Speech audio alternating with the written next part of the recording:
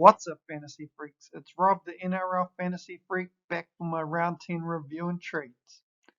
Another poor week for the team, scoring 750 points in Round 10, which was definitely lower than expected considering I was heading into the round with the elite halves combo of Hines and Cleary.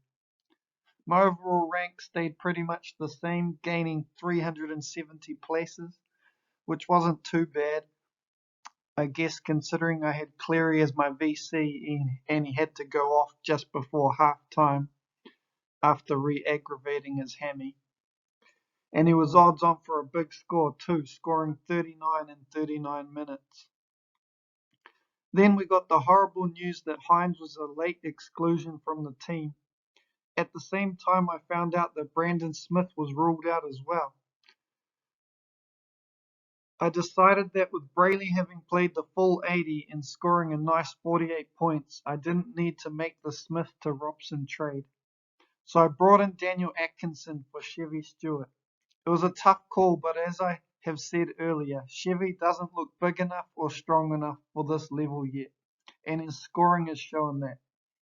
In normal circumstances, he would have still been a hold with a B of 4 and coming off his best score of 42 points in his last game.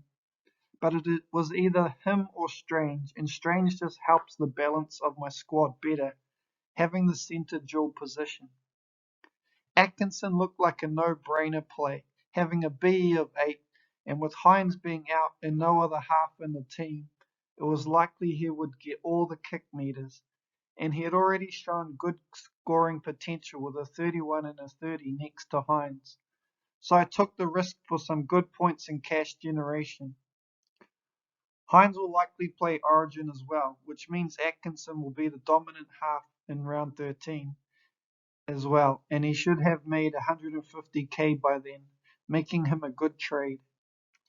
I had backed that he could match Robson for way cheaper this round, and I was right with a great 62 points compared to Robson's 44.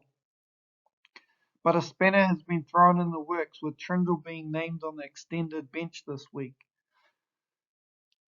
This could definitely harm the value of Atkinson, and I wouldn't be buying him now, but I got 62k in price rises, so I can afford to hold him until his BE gets too high or Trindle takes his spot permanently.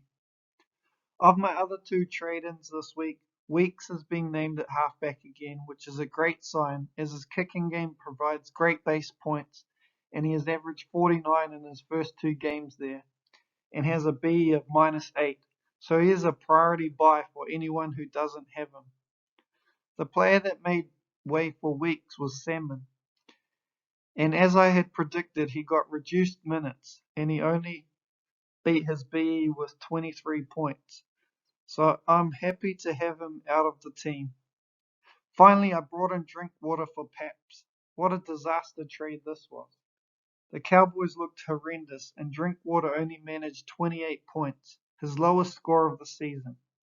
I had toyed with the idea of moving Carraz to wing fullback and bringing in Gagai, but the fact I already had three Knights players put me off that idea.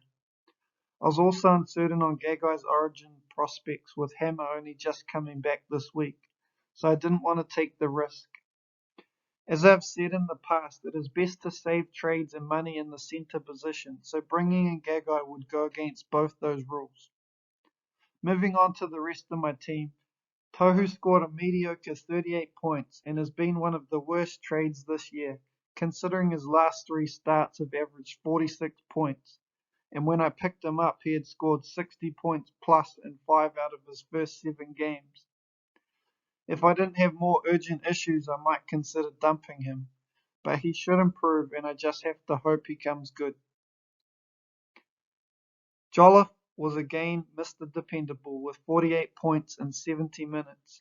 A massive injury crisis for the Titans meant he had to play big minutes, and he showed that he definitely has the motor for it. Hughes managed 30 points in his 36 minutes, which wasn't great, being in my starting team, but against the Panthers I'll take that, especially at his price, and he has made another 25k this week. KPP started on the bench, which was a disaster, and is named on the bench again this week, which indicates that Lucas has taken his spot. He managed to get 32 points from his 40 minutes, which we will take, but he is definitely one to monitor. There is a possibility Frisell could be out, so he might get back in the starting side. Bateman has turned out to be a disaster buy as well. Firstly, getting named on the edge when I wanted him to get the dual mid. Then he got moved to centre when Toa went off in the 14th minute, and then he went off with the pec injury after 41 minutes, leading to a meagre score of 24 points. Bateman is a long-term injury, so is one of the priority sells along with Cleary. In the centres I had Carreras, who scored an amazing 57 points against the Panthers.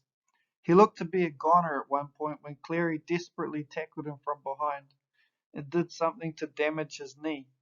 But he rose from the ashes and scored a try right at the end to post a great score in the conditions. Iro had a down week this week, scoring 30 points, but man, he is a beast.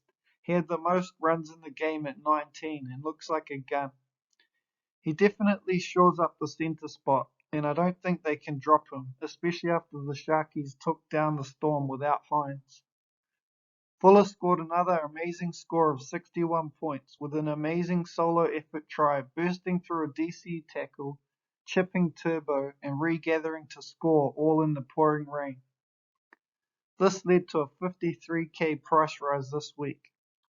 Unfortunately, Hammer is back and he has been relegated to Queensland Cup, but he should get games over Origin, and I will use him as a looper in the meantime. Armstrong also played well, scoring 42 points in his 70 minutes, having to come off with an HIA at the end of the game.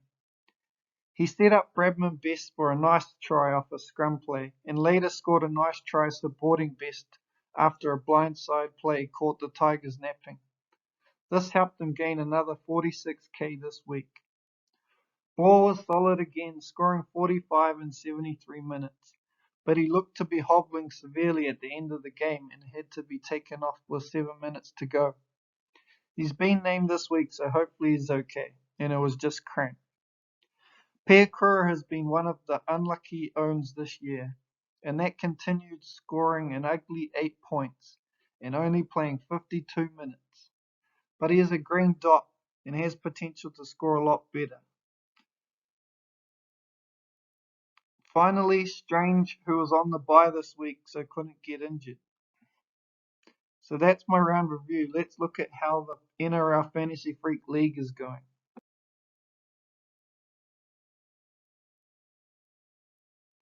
I only have 10 in the league this year, and one of those is my daughter, whose team I started to try get her into it.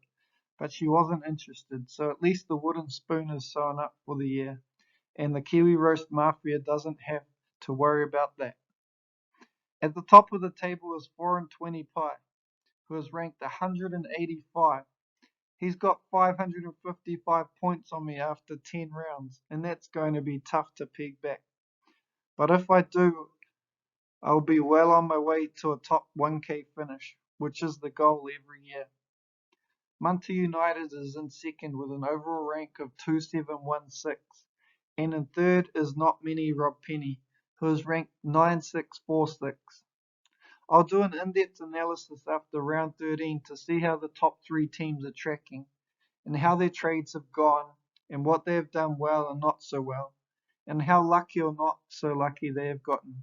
From my perspective, I feel like I have been super unlucky this year, with so many players being struck by injury, so it'll be interesting to compare.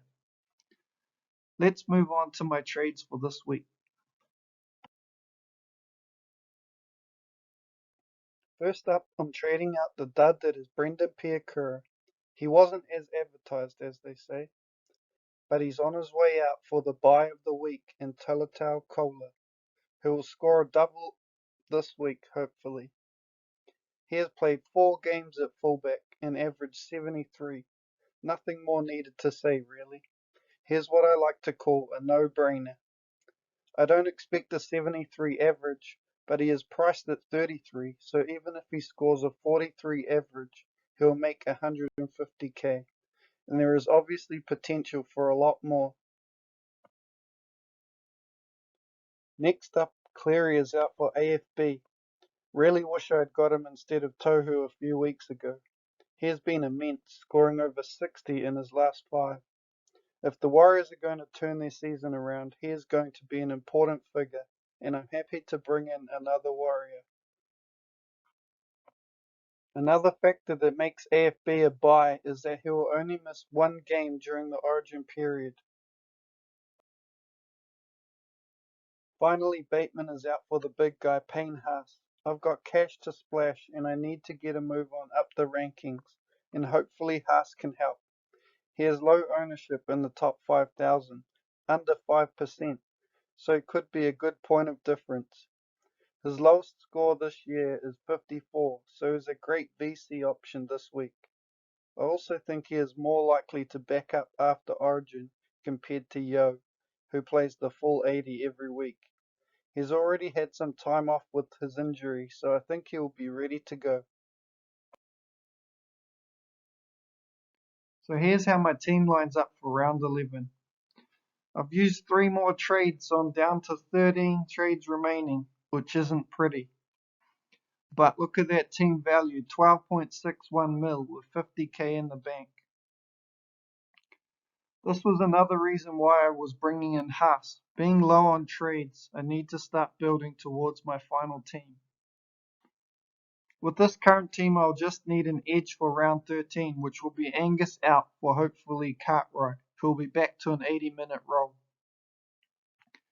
So I've got Brayley up top with AFB, Haas and Harris in the mids, KPP and Crichton in the edges, Hines is captain with Galvin, Carraz and Iro in the centres, Drinkwater, Weeks and Armstrong at the back.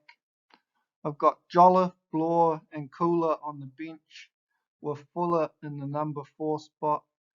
I've got Hughes, Strange, Brandon Smith and Atkinson in the emergencies. Smith is a hold, just waiting to see how he goes, and there's not a lot to lose with Smith. I think he's been playing 50 plus minutes with Watson in the team, so if he's got over his injury concerns, I think he'll be great, especially for being a round 13 mid option. Hughes is just dependable. If he gets the 40 minutes, he's got great PPM, so he can get a 40. So I'd rather just put him there first. If he doesn't go well, I'll move probably Smith up and yeah, go from there. If Hines was to be out, potentially I could push Atkinson up as well.